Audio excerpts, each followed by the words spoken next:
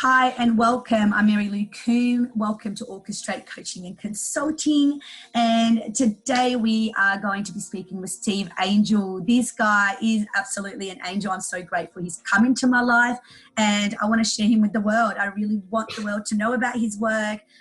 He is such an amazing spiritual counselor and values coach. And, you know, we've only really met a handful of time, but I know that I've known him many lifetimes, I'm sure, before. He feels like a brother from another mother, and the conversations that we've had are just so potent and so exciting, especially when we've spoken about what we can do for our boys, young boys, especially in this environment that we are cultivating around us right now, and with what's happening in the world, worldwide anyway.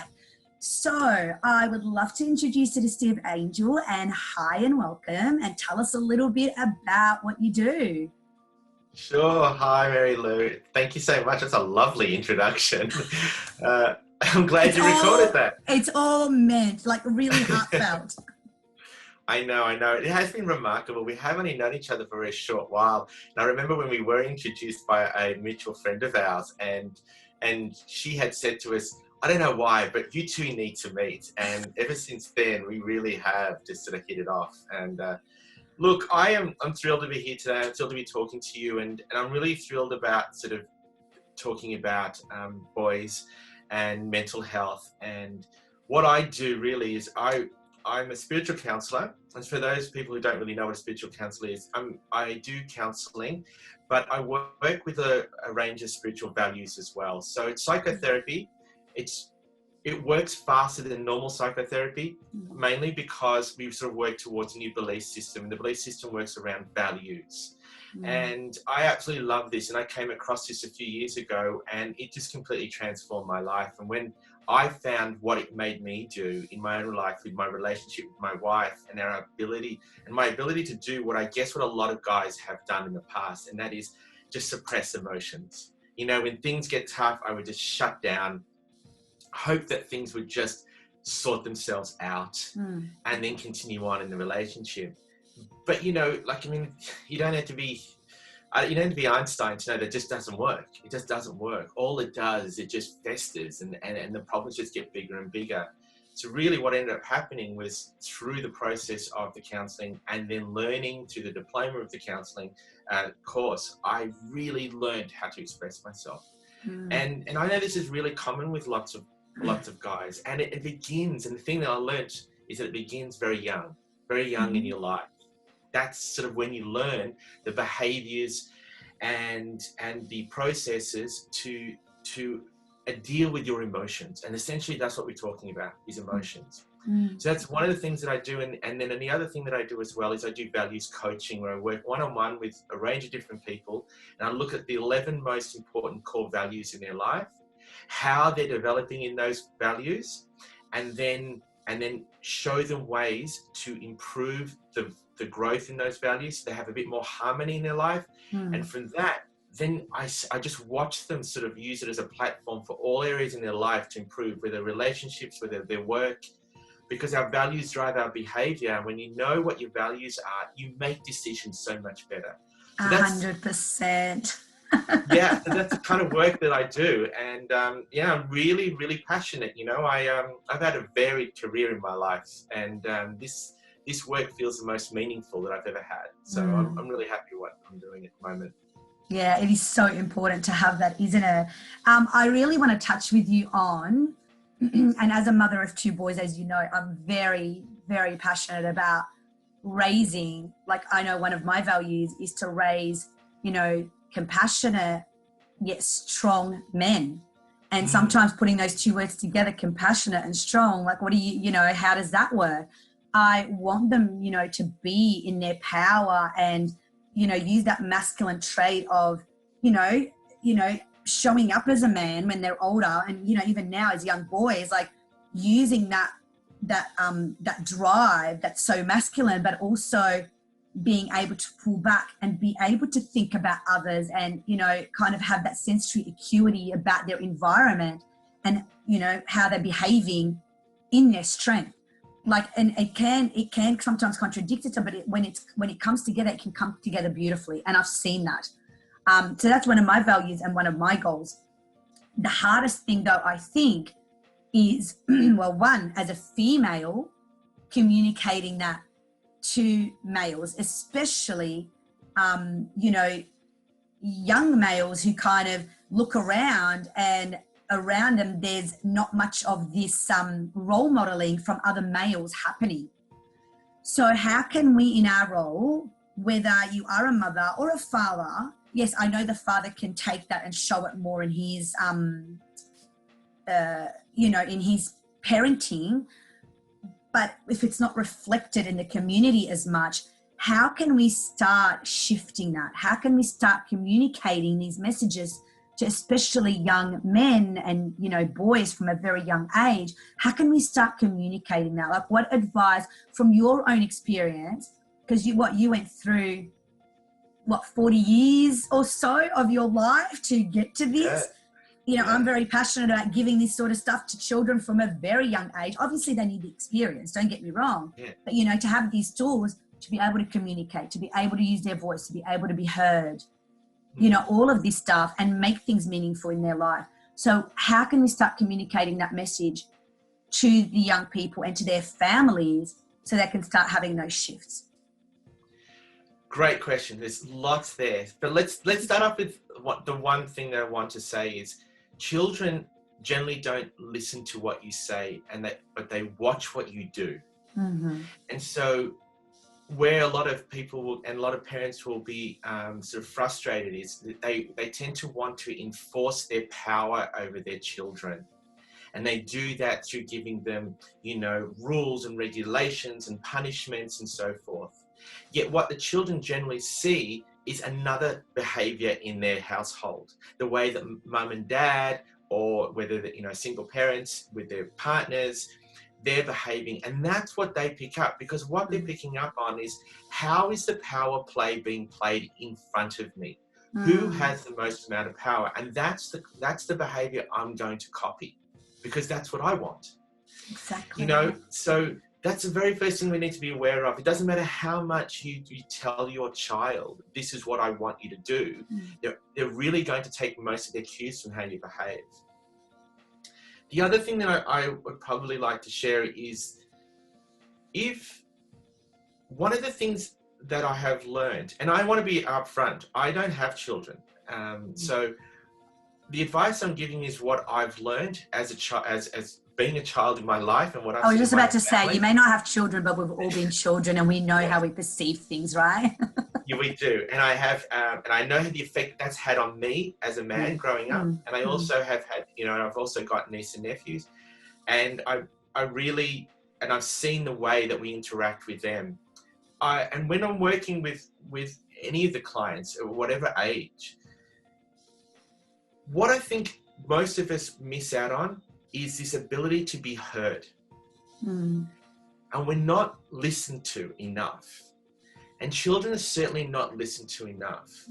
I feel that generally what happens is we're very busy with our lives, and so we try to manage parenting in a way that is convenient for the parents but not for the children. And whether you're 5 or whether you're 15 or whether you're 50, I can tell you the one thing everyone wants is to be heard, to be listened to, and know that they matter. So those things are very important at whatever age. So the advice that I would give around that is, how are you speaking to your children, and especially to the boys? How are you speaking to them?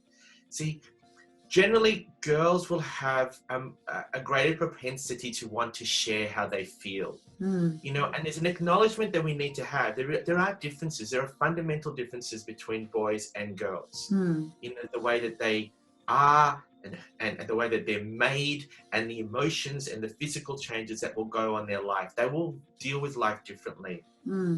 Boys generally don't open themselves up as much as girls do. But they're no different to one another in that they want to be heard sometimes. And maybe it takes a little bit longer with boys to open them up. But see, finding time to have those conversations and give children a sense of equality. And I know this is a really difficult thing because people will say, oh, well, I'm an adult and they're the child. Yes, it's that there are times when being a parent requires you to illustrate to your child the consequences of their behavior. You're ensuring their safety in life. But often it's at a result of power. Yeah. I am going to enforce my will on you and you do as I say. So there's only a few things that's going to happen from that. They're going to rebel from you or they're going to withdraw from you. Because either way, you're not saying that I see any equality in you in the way that you think, in the way that you see the world, in the way that you're feeling your emotions. So there's that element that we want. We want to try and find more time to have more conversations as equals. And I think the final thing that I'd probably want to say in all of that as well is we need, especially with boys, is help them to express their emotions. Boys generally don't know how to express their emotions. And I can tell you, even in my 40s, if you'd have asked me how I felt, I probably had about 3 words for you. It's good, bad, sad, that's about it. I really didn't even have the vocabulary on how to say, I'm feeling despondent, I'm feeling worried, or I'm feeling, concerned, I'm feeling, out of sorts, or whatever the case may be. There's just no expression. And that is another thing. If you can start to understand and if you can start to express the emotions that are underneath your behaviors, you'll know why you're doing what you're doing. And sometimes that release is enough. That release is like, and just to be heard then. Because what we do in life is negative emotions will be suppressed because we're told, don't cry, especially for a boy. Don't cry, stop crying. And so you keep getting told that in your life, then you're told that emotions that make me feel uncomfortable or negative are not good emotions, so therefore I'll suppress them and I'll hide them.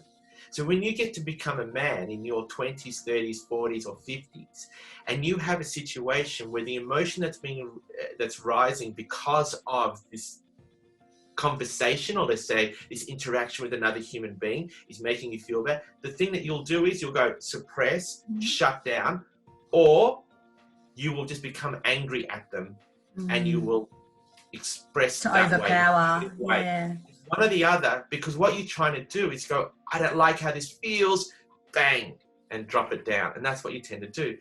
So there's a lot really to deal with. But one, if I was to sort of summarize it very quickly for you, is see them as equals in the way that they're feeling and they're experiencing life.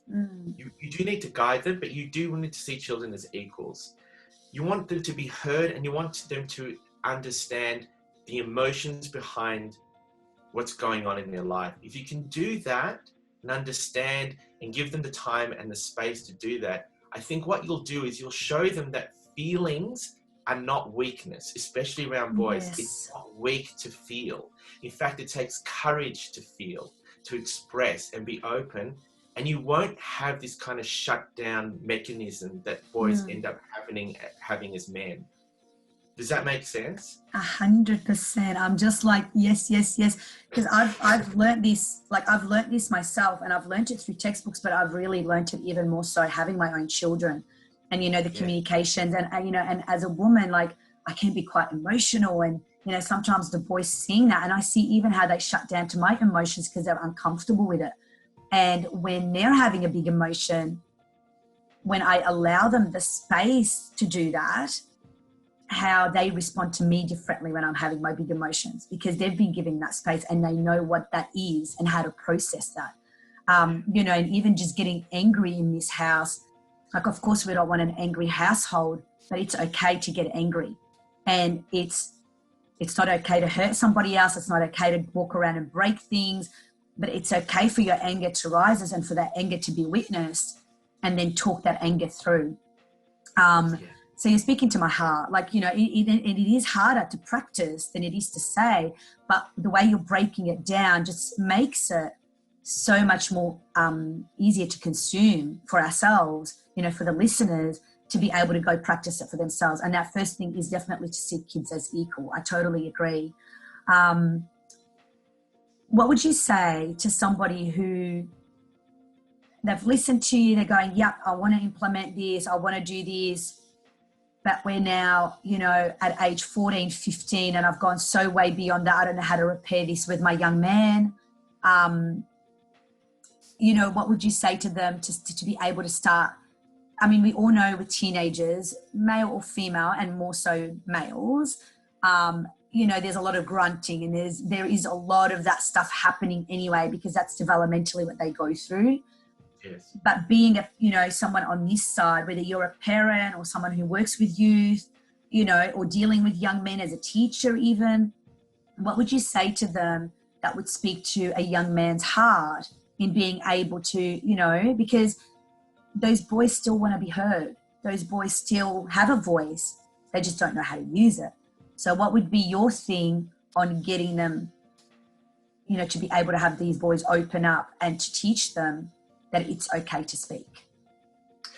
You're right about 14, 15 is a really difficult age. It's actually difficult for the child, especially a male child, because during that period of time, 14, 15 is a time for them to start to see themselves they see themselves separate from their parents. They're more influenced by their peers during that time, and they'll congregate with them because they're trying to make sense of the world now. They're losing their childhood, and they're moving into a different phase in their life, and they're trying to navigate who they are. They're trying to determine what they like, they don't like, who they want to become in.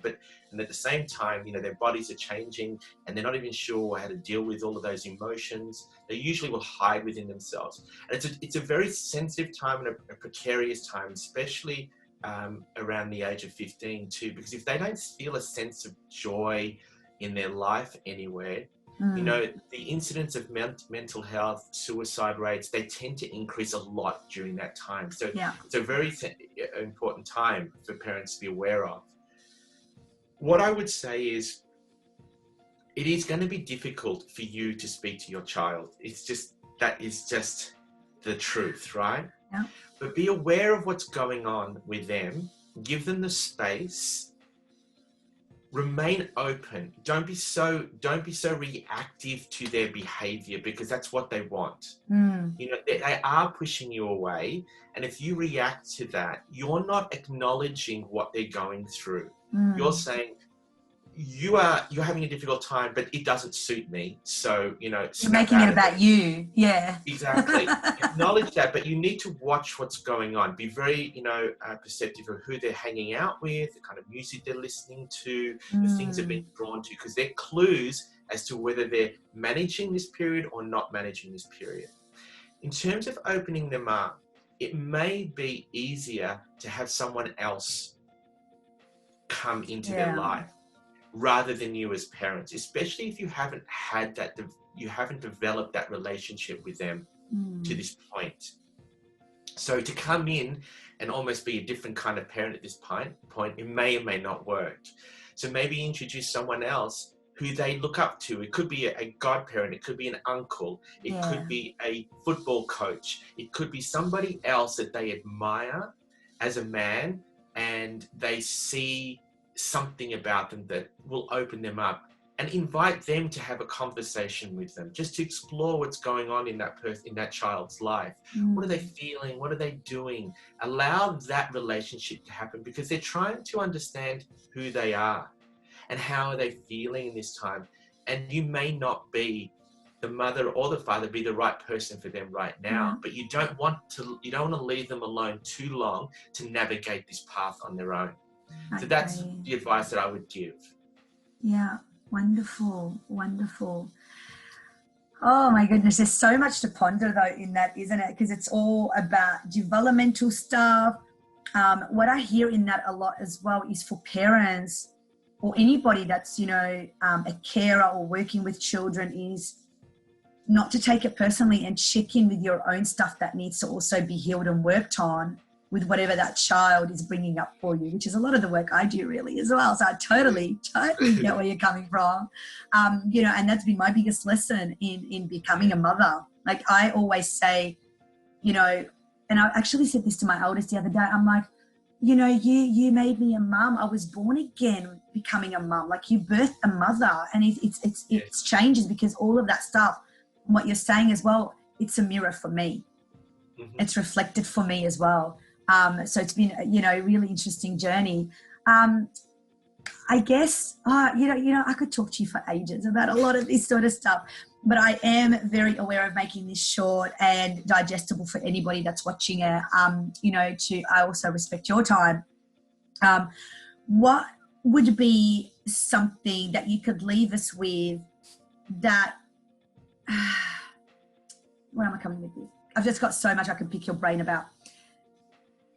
With our boys in particular, like, one thing that we as a society need to understand in order to help our males in general, really, but especially with the young boys, like when it comes to their mental health, what's the one thing that we need to understand, especially maybe as mothers or females, in order to be able to help them? And I know, like, we've touched on a lot of things, but as a female, you know, if I feel helpless, like, I know this has come up for me, like, I'm not their dad, I'm not a male, they're starting to move away from me at this age now, and everything's about, like, oh, what daddy's doing. And, you know, what advice would you give to someone, you know, a mother or a female that, you know, is working with boys, for her to kind of understand, you know, about boys in particular?